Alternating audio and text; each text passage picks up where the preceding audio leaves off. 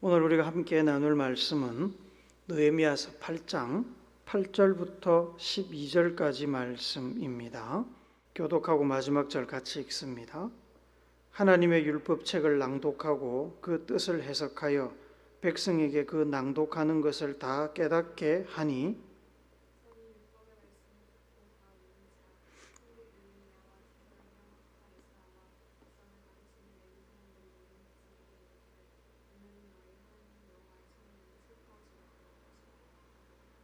느헤미야가 또 그들에게 이르기를 너희는 가서 살진 것을 먹고 단 것을 마시되 준비하지 못한 자에게는 나누어 주라.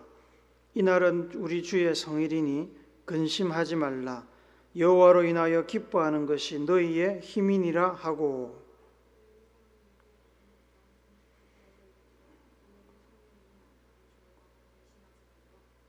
같이 읽습니다. 모든 백성이 곧 가서 먹고 마시며 나누어 주고 크게 즐거워하니 이는 그들이 그 읽어 들려준 말을 밝히 알미라. 아멘.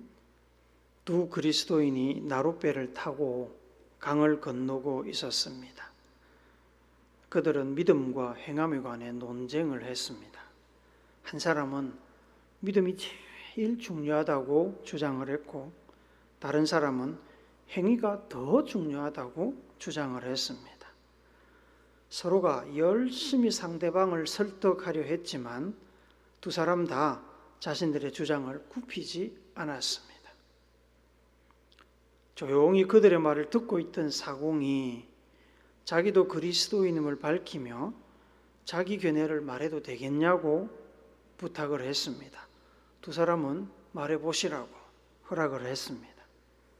사공은 믿음과 행위를 배의 왼쪽과 오른쪽에 있는 각각의 노에 해당한다고 비유하면서 어느 한쪽만 저어서는 앞으로 갈 수 없다는 것을 보여주었습니다. 그리고는 앞으로 전진하여 목적지에 도달하려면 양쪽 노를 같이 저어야 한다고 강조했습니다. 사공은 이렇게 마무리를 합니다. 이로 보건대 행함이 없는 믿음 또는 믿음이 없는 행함 그 어느 것도 충분하지 못하다고 생각합니다. 이 두 가지가 모두 있을 때 우리는 천국에 이르게 될 것입니다.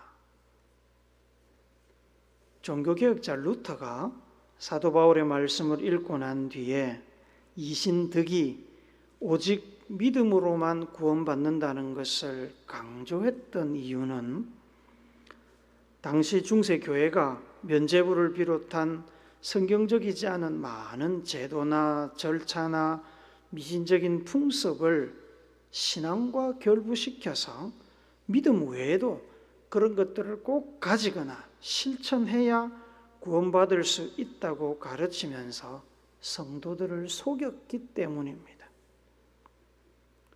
오직 믿음으로만 구원받습니다. 다른 것은 필요도 없고 다른 것은 구원 사건에 개입할 수도 없습니다. 그렇다고 루터가 행함을 경시한 것은 아닙니다.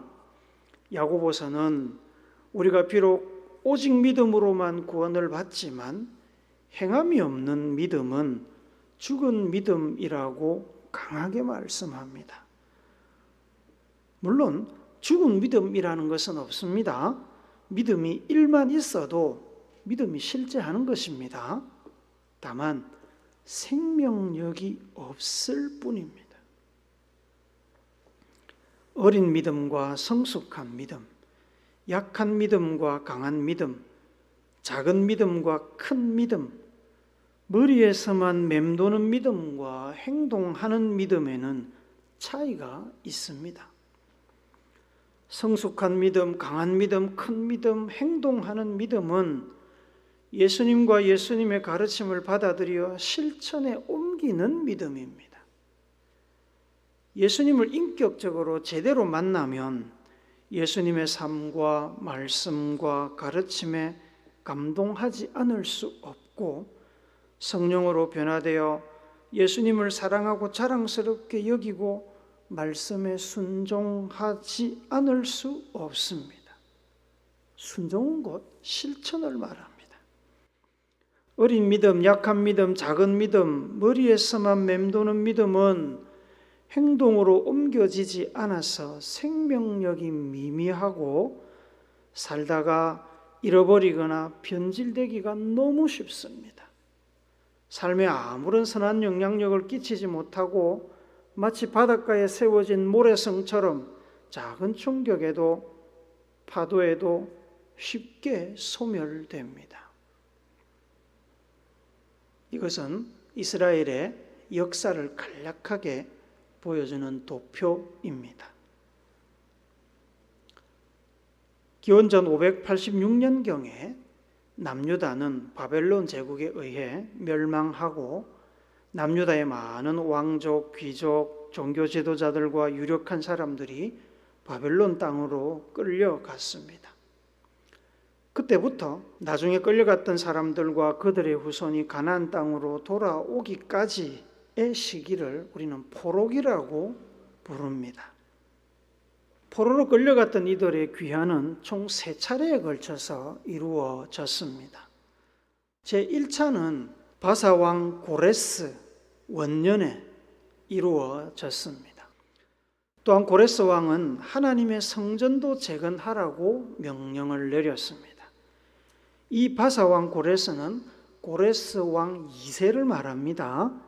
1차 귀환자들은 예루살렘에 돌아와서 성전 재건을 시작했습니다. 하지만 성전 재건을 반대하는 사람들의 방해 공작으로 공사는 중단되었고 거의 17년이라는 세월이 그냥 지나갔습니다. 그 사이에 고레스 왕 2세는 죽었습니다. 캄바세스 왕 2세가 짧게 통치한 이후에 다리오 왕이 즉위하고 나서야 성전 공사는 재개되었습니다. 그리고 다리오 왕 제6년에 성전이 완공되었습니다. 이 시기에 이스라엘 백성들을 이끌었던 지도자는 스룹바벨이라는 사람입니다. 제1차 포로 귀환이 있은 지 약 80년 뒤에 아닥사스다 왕의 허락으로 제2차 포로 귀환이 있었습니다. 그때 이스라엘 백성들과 후손들을 이끌고 귀환한 사람은 학사 겸 제사장인 에스라였습니다. 그 후로 약 14년이 지난 뒤에 제3차 포로 귀환이 있었습니다. 이때 이스라엘 백성들을 이끌고 예루살렘에 돌아온 사람은 오늘 우리가 읽은 책의 저자인 느헤미야입니다. 느헤미야는 바사왕 아닥사스다의 수를 맡은 신하입니다. 그는 아닥사스다 왕이 머물던 수상궁에서 예루살렘 성전이 회복되지 못하고 무너진 채로 방치되어 있다는 소식을 들었습니다. 슬픔의 마음이 무너진 느헤미야는 예루살렘으로 돌아가기로 작정하고 금식하면서 하나님께 도움을 구했습니다. 하나님의 은혜로 느헤미야는 예루살렘이 포함된 이스라엘 땅에 총독으로 지명되어서 파견되었습니다. 앞서 성전을 재건할 때는 행정적인 힘이 없었기 때문에 어려움이 많았습니다만 느헤미야가 이제 총독으로 온 뒤로는 총독의 권한으로 무엇이든지 할 수 있었습니다. 느헤미야가 귀국해서 시작한 예루살렘 성벽 복구 공사는 일사천리로 진행이 되어서 52일 만에 완료되었습니다. 예루살렘 성벽 공사가 끝난 것이 제6월이었습니다. 느헤미야와 에스라를 비롯한 이스라엘 지도자들은 제7월 첫날에 모든 이스라엘 백성들을 예루살렘 성 수문 앞에 모으고 학사 겸 제사장 에스라를 세워서 하나님의 말씀을 읽어 주었습니다. 수문은 예루살렘의 여러 문 중에 하나입니다. 화살표가 가르치고 있는 곳이 수문입니다. 그 앞에 사람들을 다 모았다는 얘기입니다. 에스라가 백성들에게 하나님의 말씀을 읽어주었는데 그냥 말씀만 읽어준 것이 아닙니다. 에스라가 읽어주는 말씀을 잘 이해하지 못하는 사람들이 있었고 레위 사람들이 그들에게 자세하게 설명하면서 말씀의 의미를 깨닫게 해주었습니다. 이 일은 초막절 절기의 첫날 성회에 해당합니다. 모세의 율법에서 기록된 제7월 절기 중에 하나입니다. 제7월 첫날에 성회로 모였다고 기록이 되어 있어서 7월 첫날 절기인 나팔절과 혼돈이 되는데 민수기 29장에 의하면 7월 1일은 나팔절, 7월 10일은 대속죄일, 그리고 15일부터 21일이 초막절, 그리고 초막절 다음인 7월 22일도 성회의 날로 지키도록 명령하고 있습니다. 느헤미야서 8장 2절 말씀에 보면 7월 1일로 되어 있어 나팔절이어야 하지만 뒤따라오는 내용을 보면 초막절 절기임을 알 수 있습니다. 느헤미야 8장 13절 14절에 보면 첫날 성회가 마친 다음 날 둘째 날에 에스라를 찾아온 지도자들에게 에스라는 민수기의 말씀을 들려주고 이스라엘 백성들에게 초막을 만들어서 절기가 끝나는 날까지 초막 안에서 거할 것을 지시합니다. 지도자들은 나가서 백성들에게 초막절의 율법을 알렸고 백성들은 산으로 들로 흩어져서 초막을 지을 각종 나무 재료들을 준비해 와서 하나님의 성전 뜰과 여러 성문 앞과 자기들의 집 지붕에 초막을 짓고 그 안에서 생활하면서 초막절 절기를 지켰습니다. 느헤미야 8장 17절 18절 같이 읽어봅시다. 시작. 사로잡혔다가 돌아온 회중이 다 초막을 짓고 그 안에서 거하니 눈의 아들 여호수아 때로부터 그날까지 이스라엘 자손이 이같이 행한 일이 없었으므로 이에 크게 기뻐하며 에스라는 첫날부터 끝날까지 날마다 하나님의 율법책을 낭독하고 무리가 이레 동안 절기를 지키고 여덟째 날에 규례를 따라 성회를 열었느니라. 가나안 땅을 정복한 이후로 여호수아 이후로 이렇게 거국적으로 초막절을 지킨 것이 처음이었다는 겁니다. 그 말인즉 이스라엘 백성들이 얼마나 하나님의 말씀을 잘 안 지켰는지를 알 수 있는 거죠.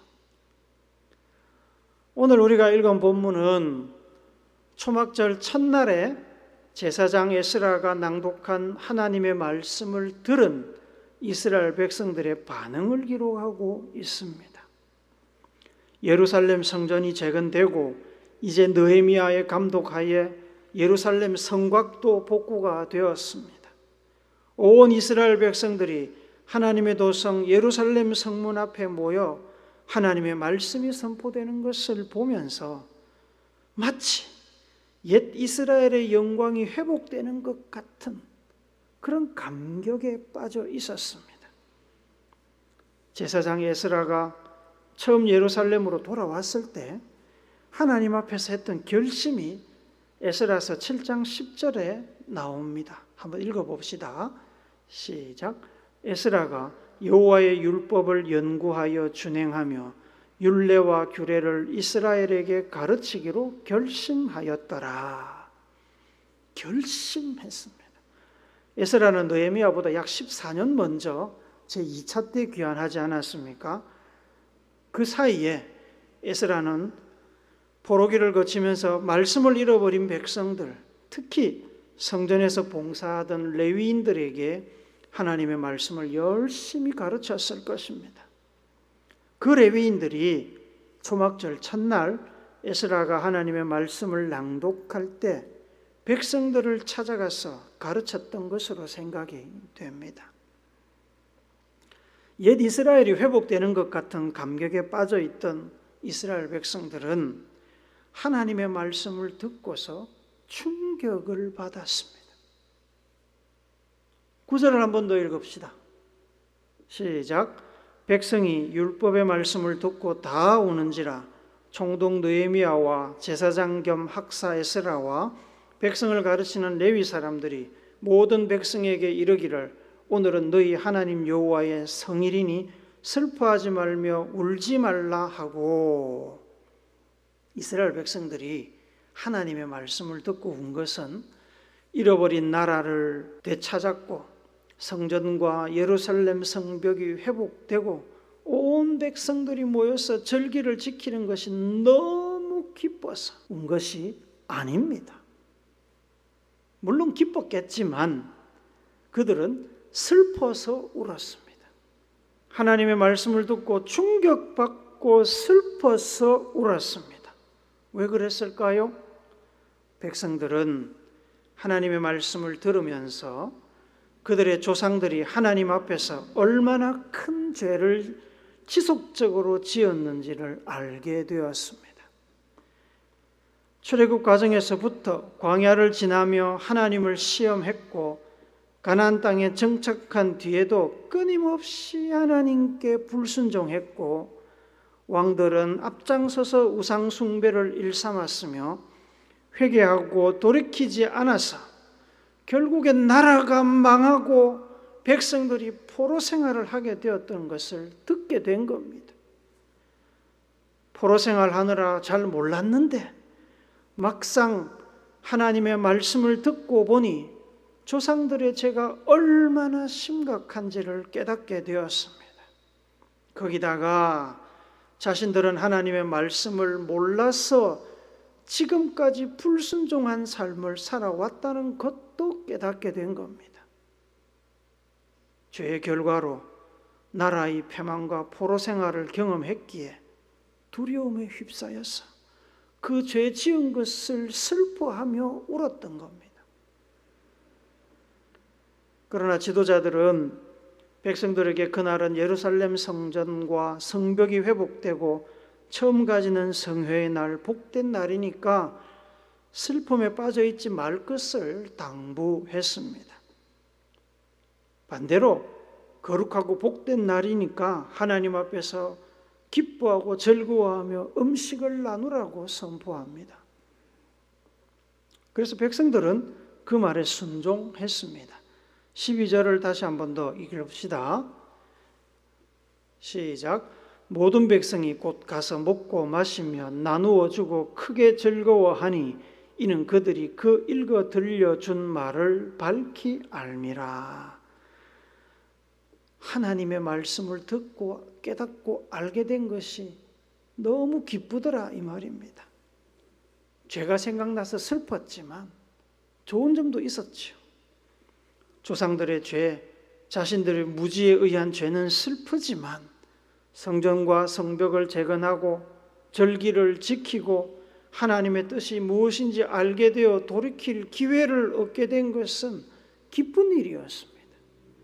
더구나 하나님께서 사랑으로 끊임없이 조상들을 용서하시고 회복시켜 주신 이야기를 들었기에 기뻐하지 않을 수가 없었던 것입니다.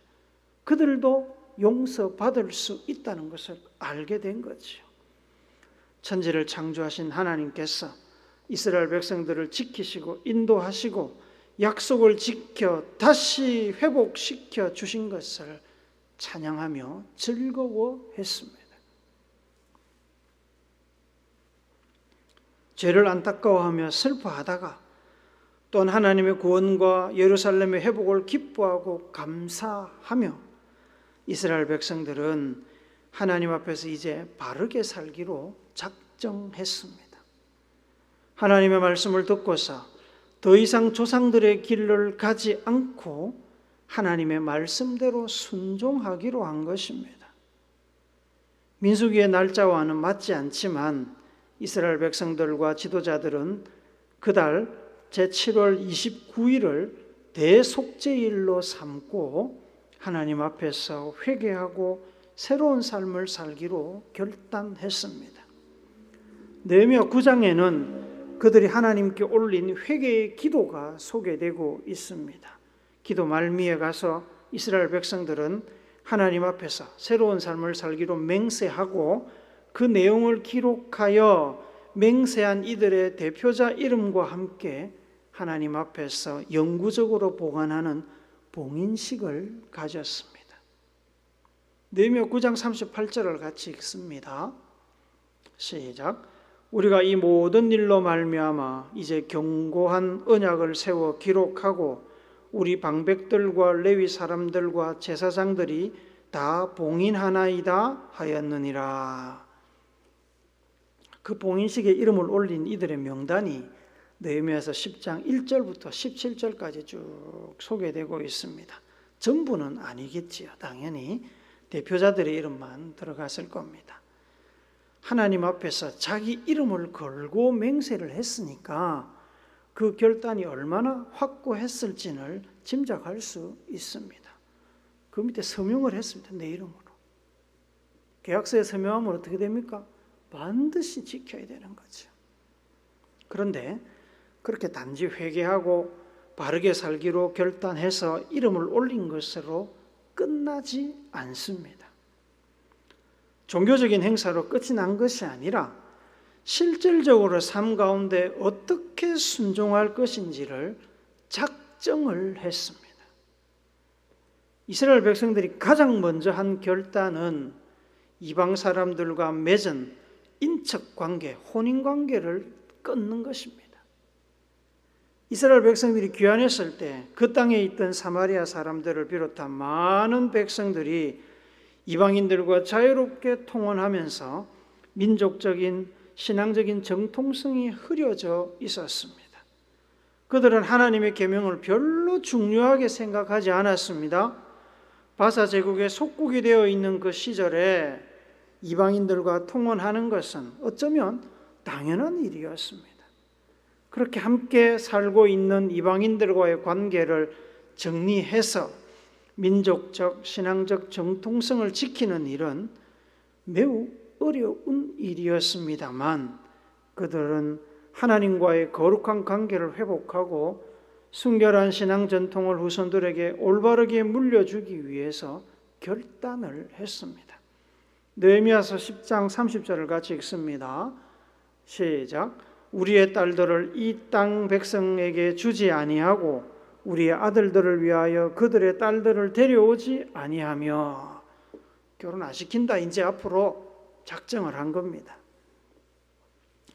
그 외에도 안식일을 준수하고 안식일에는 어떠한 상글에도 중지하기로 약속을 했습니다. 그리고 7년마다 안식년을 지켜 땅을 쉬게 하고 빚진 자들의 빚을 탕감해 주기로 결의했습니다. 신앙의 중심이자 하나님의 집인 성전의 안정적인 운영과 관리를 위해서 성전세를 도입하여서 1년에 각 사람이 3분의 1세겔씩 내기로 작정을 했습니다. 성전의 제사와 각종 필요를 위해서 사용되는 나무를 각 종족별로 정한 시기에 공급하기로 계획을 세웠습니다. 해마다 추수하는 농작물, 과일, 밀가루 등의 첫 수확물과 생산물을 하나님께 드리기로 작정했고 짐승의 첫 새끼는 반드시 하나님 앞에 드리고 맏아들에 대해서는 헌금으로 하나님께 드렸고 11조를 하나님께 바치기로 작정을 합니다. 하나님께 대한 믿음을 삶 가운데 실천하기로 결단을 한 것입니다. 사랑하는 여러분, 이스라엘 백성들이 포로 생활에서 돌아와 하나님의 성전과 예루살렘 성이 회복되는 것을 지켜보며 가졌을 그 감격과 환희는 아마도 우리가 일제 식민지에서 광복을 맞이하게 되었을 때 누렸던 그것과 다르지 않을 것입니다. 그러나 이스라엘 백성들은 감격과 환희에 머물지 않고 하나님의 말씀을 들으며 자신들의 삶을 돌아보고 회개하고 절기를 지켰습니다. 그리고는 이전과 다른 새로운 삶을 살기로 결단했습니다. 그 결단은 단지 예배나 기도와 같은 종교적인 활동에 머무르는 것이 아니라 실제로 삶을 바꾸는 실천으로 이어졌습니다. 식민지 상태에서 이방인들과 교류를 하지 않을 수 없는 상황이지만 이방인들과의 결혼을 금지하여 민족적, 신앙적 순결과 정통성을 지키고 하나님의 성전을 유지하기 위하여 세금을 자원하여 내고 해마다 처음 익은 곡식과 짐승을 가장 먼저 하나님께 드리고 11조를 드리기로 맹세했습니다. 이런 결단하지 않는다고 해서 천국 가지 못하는 것이 아닙니다. 신앙생활 못하는 것도 물론 아닙니다. 하지만 하나님의 말씀을 듣고 순결한 그리스도인의 삶을 살고자 하는 열망이 있다면, 그런 열망을 하나님께서 마음에 주셨다면 영적인 것뿐만 아니라 실생활에서도 우리의 삶은 바뀌어야 합니다. 어떻게 바뀔 것인가는 각 사람마다 다양할 수 있습니다. 한꺼번에 바꾸기 힘들 것입니다. 천천히 가더라도 거룩하고 순결한 성도의 삶을 살기 위한 바른 방향을 설정하고 조금씩 전진해 나가면 됩니다. 말씀을 듣고 하나님의 뜻을 알면서도 하나님의 뜻과 다른 방향으로 가려고 하거나 현재의 삶에 아무런 변화도 꾀하지 않는다면 모양은 좀 다르겠지만 결국 우리도 이스라엘의 멸망과 포로 생활의 가슴 아픈 전체를 따라갈 수밖에 없을 것입니다. 하나님 앞에서 말씀을 듣고서 새로운 삶을 위해 무엇을 해야 할지를 정직하게 고민하고 기도하며 실천에 옮기는 사순절이 되기를 바랍니다.